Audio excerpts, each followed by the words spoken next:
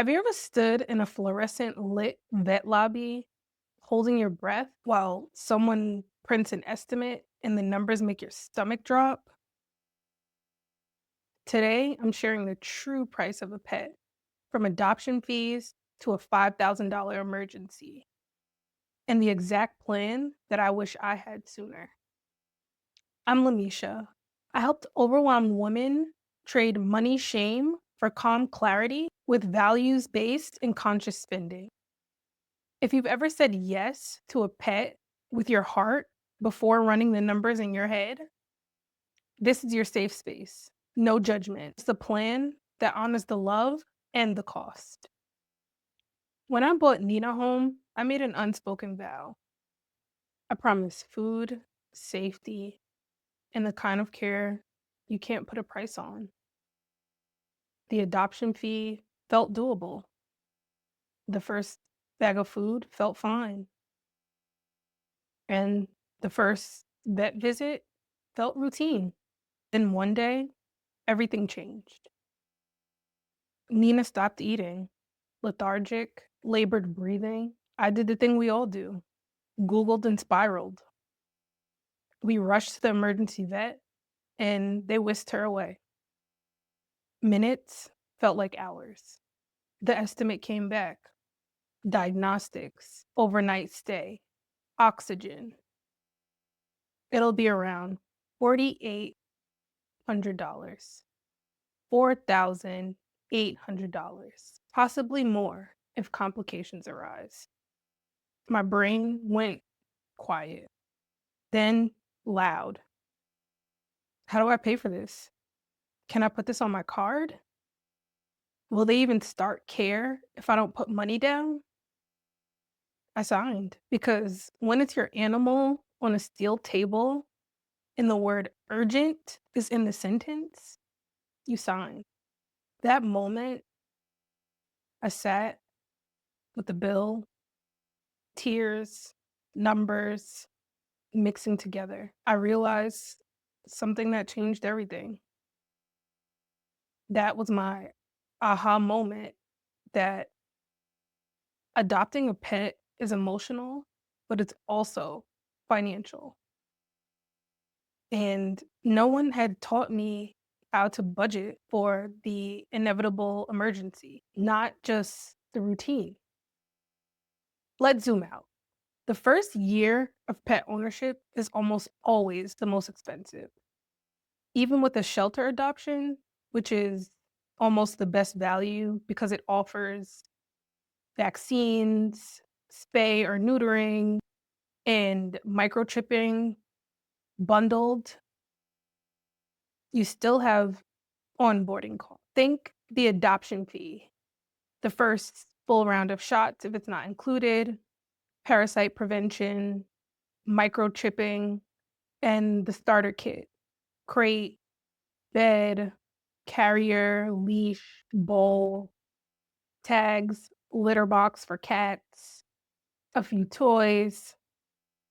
And here's a surprise: the starter kit is where most of us underestimate. A basic setup could be modest, but it could also balloon if you go premium on everything. You don't need the $500 self cleaning litter box on day one. Just start simple and upgrade later. Bottom line, plan for a meaningful first year spend, not just the adoption fee. That's the first place to build financial safety and the love you're giving. After year one, things normalize. Food becomes your number one recurring cost, and this number swings vastly because it is based on the diet type and the quality of food. Then add in wellness and prevention. So these are your wellness exams, parasite prevention, and dental care. This is the one that gets ignored the most. And a dental cleaning under anesthesia can be hundreds of dollars. But skipping them can mean painful disease and bigger bills later. One of those pay now or pay more later categories, basically. Lastly, then there's lifestyle creep. Because our pets are family, daycare, boarding, grooming, training classes, premium food, enrichment, none of that is wrong. It just needs to line up with your values. And here's the reframe I teach: needs versus wants versus joy. Needs protects health and safety. Wants are convenient. Joy is what actually enhances your relationship.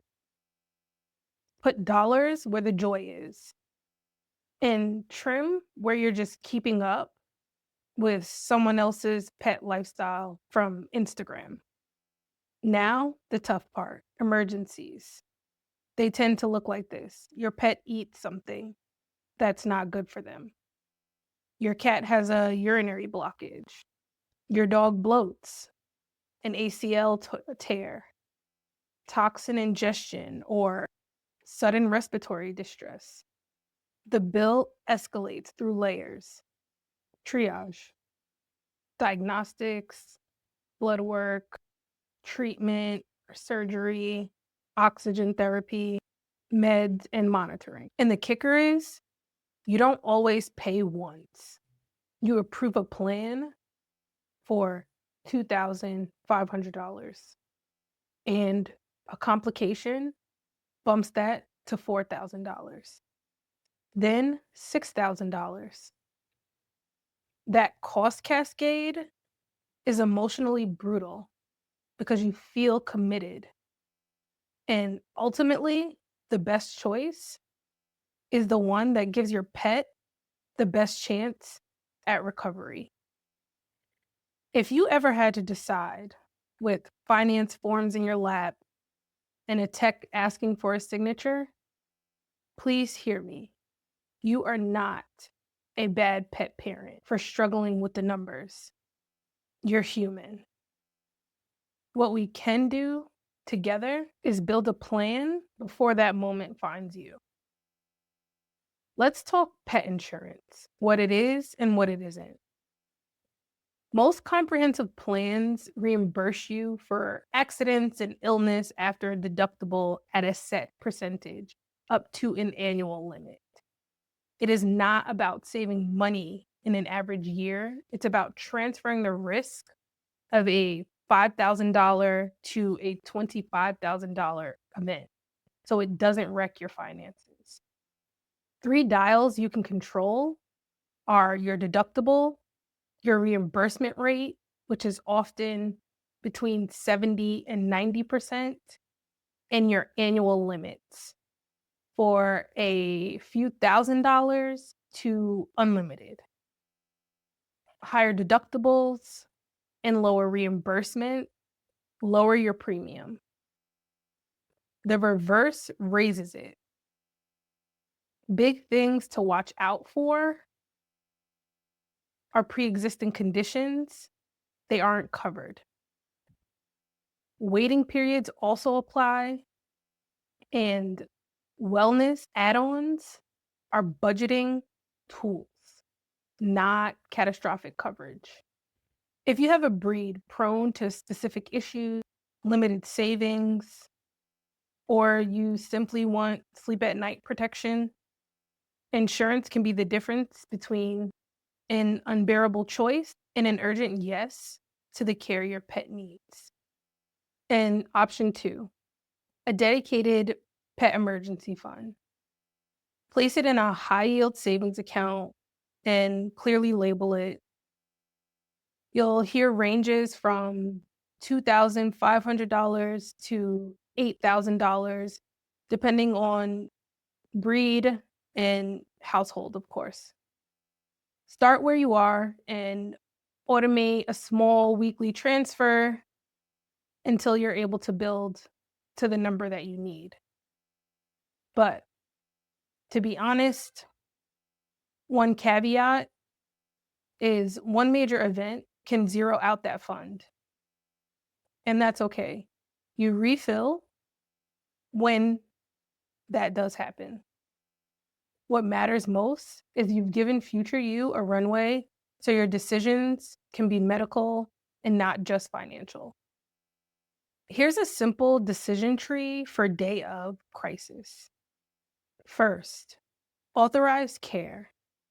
Using a simple financial tool that the clinic accepts, whether that is a care credit card or if they offer payment plans. This is especially good if you're just waiting for reimbursement as well from your insurance. Second, mitigate costs. Ask for an itemized estimate, discuss necessary versus optional diagnostics, ask what stabilizes first, and then inquire if you could transfer to a lower cost facility for ongoing care. And third, offset afterward. Apply for charitable grant, consider a small crowdfunding ask, set up a payment plan or a pay off plan, and create a refill automation for your emergency fund. The goal isn't perfection, it's progress and dignity in a really stressful time. Build a value based pet budget. Create 3 buckets: one for health and safety, which are the non negotiables: food, wellness exams, parasite prevention, dental care as needed, and meds. Two, joy and bonding. These are the high impact wants that genuinely just light you up. So think of this as deepening connection, training that improves their quality of life, enrichment toys, and the occasional splurge. And three, emergencies. Either an insurance premium, a cash fund, or a hybrid. Each month, fund all three, even if it's a tiny amount at first. That habit is how you become the person who you can say yes and sleep at night. Now, layer in conscious spending. If you upgrade food, trim somewhere that joy is lower. Cap your impulse pet buys to a monthly fund number.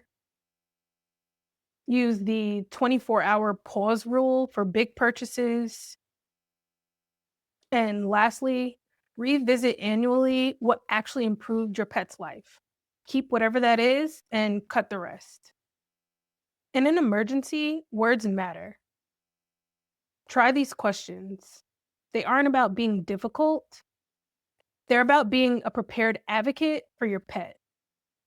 Can you walk me through the must do care for my pet and which diagnostics can wait?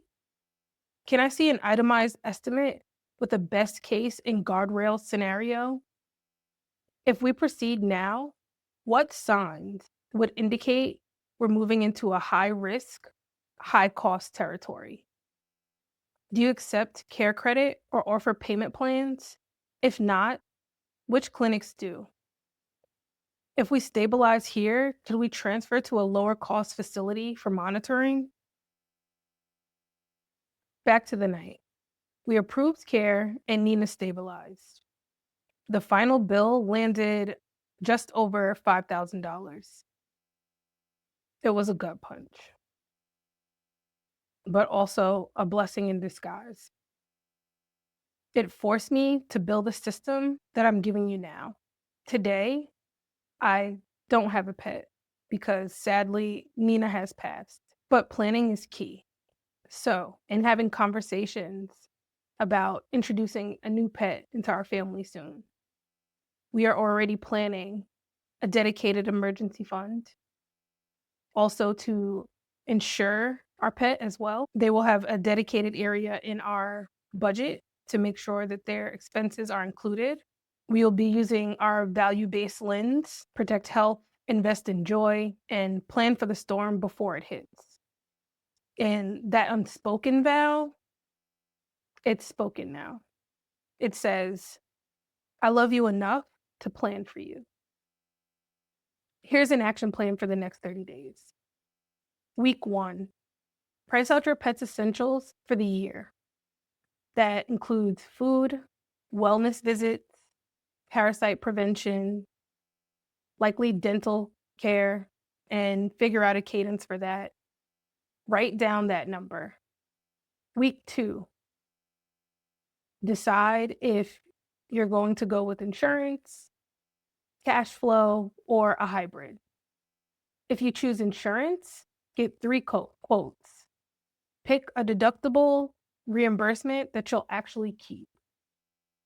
If you're doing a cash fund, open a high yield savings account and label it and automate $10 to $25 weekly. Week 3, build your joy list. 3 things that genuinely improve your pet's life. Fund those. Trim 2 low joy spend habits to make room. And week 4, create your emergency decision script. Save those vet desk phrases in your phone. Add your financing options to your wallet. Set a yearly reminder to review everything. And that's it. 4 tiny moves, but massive peace of mind. If this feels heavy, breathe. You don't have to fix it all today. Pick one step. The point isn't to fear a $5,000 night. It's to be the kind of person who's emotionally and financially ready if it ever comes. I made you a free pet budget emergency planner, a 1-page worksheet with the 3 buckets, a starter checklist, and the vet desk microscripts. Grab it below. If you're ready to pull this into a simple system, I also have my budget templates, which includes a sinking fund tracker. This is where you can create your emergency fund specifically for pets, a debt calculator, and monthly reflection prompts to keep your mindset steady. The link is in the description. And if today helped, hit subscribe. We're building calm, values aligned money together, one brave, loving decision at a time.